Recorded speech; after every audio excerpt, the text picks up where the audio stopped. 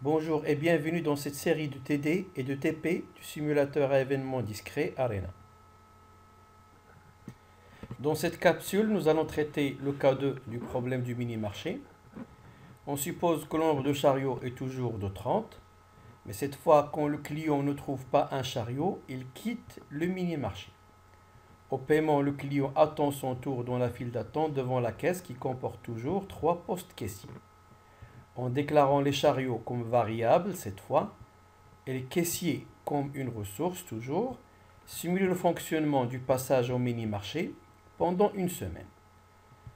Donnez alors les indicateurs suivants, toujours le temps moyen de service, le temps d'attente moyen, le nombre maximal de clients en attente, et en plus le nombre de clients perdus, valeur maximale. Alors allons-y, chargez le programme de la capsule précédente, nous allons le modifier. Donc, première chose, nous allons supprimer ce connecteur. Quand le client arrive cette fois, nous allons décider de la disponibilité du chariot à travers une variable. Alors, qu'est-ce qu'une variable? Une variable est une zone mémoire où vous allez stocker une donnée que vous pouvez modifier tout le temps. Donc, le bloc variable, elle est là. Pour créer une variable, il suffit de cliquer 2 fois sur la ligne. Je donne un nom à ma variable. Je vais l'appeler vchar. Alors, combien j'ai de chariots initialement? J'ai 30 chariots. Donc, je vais initialiser ma variable à 30. Donc, au début de mon programme, ma variable a un contenu qui est égal à 30. Très bien. Alors, quand mon client arrive, je vais tester le contenu de la variable. Donc, je vais choisir l'option two-way by condition. La condition va porter sur une variable. Ma variable s'appelle vchar. Et là, quand est-ce qu'un client peut entrer dans le mini-marché? C'est lorsque au moins un chariot est disponible. Dans ce cas-là, vchar doit être supérieur ou égal à 1. Ou bien strictement supérieur à 0. Donc, si la condition est valide, c'est-à-dire j'ai au moins un chariot, logiquement, le client peut prendre ce chariot disponible et continuer le processus d'achat. Mais remarquons que si un deuxième client arrive, quand on voudra tester la condition, vchar a toujours 30. Ça voudra dire que lorsque le premier client est passé, la variable doit être décrémentée de 1. Et pour décrémenter une variable, nous avons un bloc qui s'appelle assign.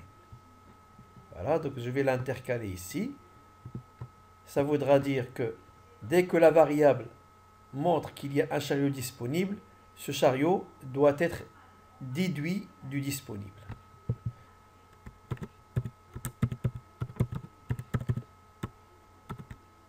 Voilà, j'appelle ce bloc décrémenté char et j'ajoute la formule de décrémentation. Alors ma variable s'appelle vchar.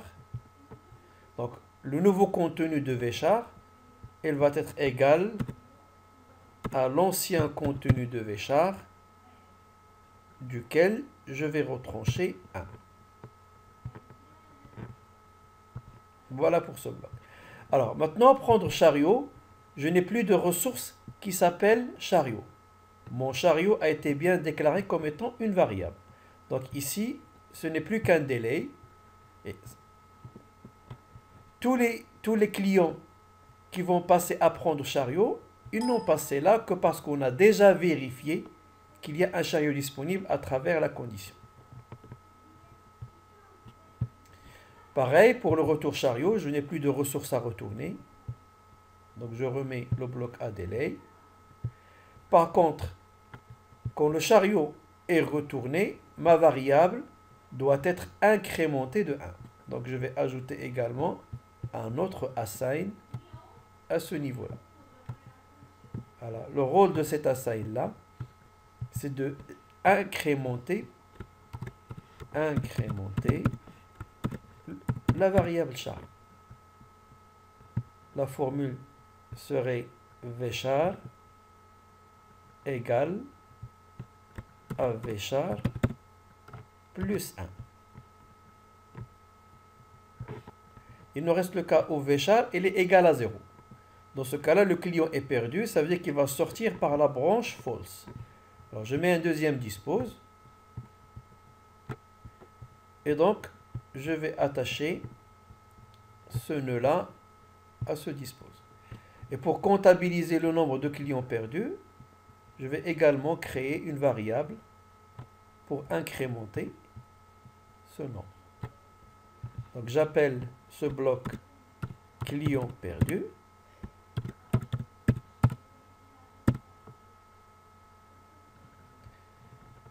Et je mets comme formule, je crée une variable à partir de cette fenêtre, je l'appelle C perdu, et là j'aurai C perdu, elle est égale à C perdu plus 1.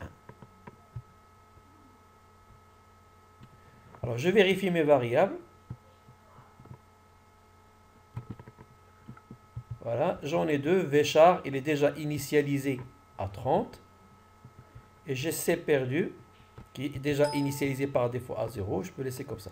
Alors je vais les cocher toutes les deux pour pouvoir les avoir dans mon rapport. Très bien, alors mon programme est terminé. Je vais aller à run pour paramétrer les conditions d'exécution. Donc ici, j'ai déjà en minutes.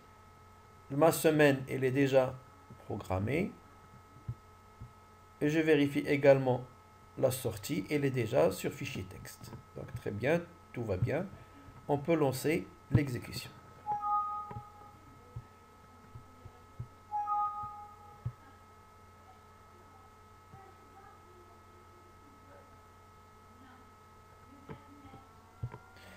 Alors, le rapport me donnera les indicateurs que je souhaite.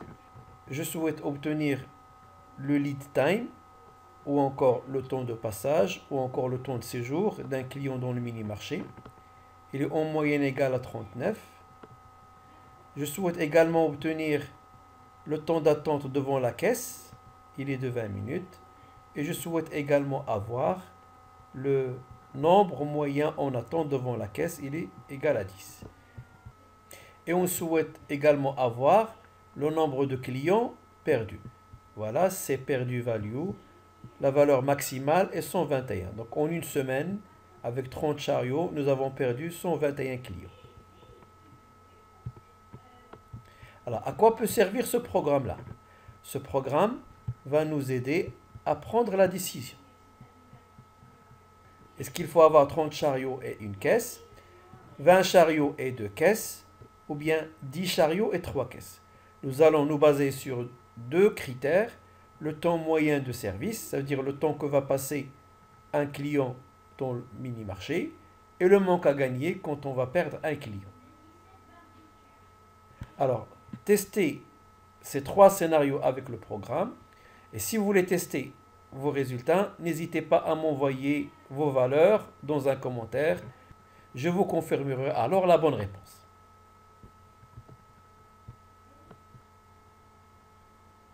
Merci pour votre attention.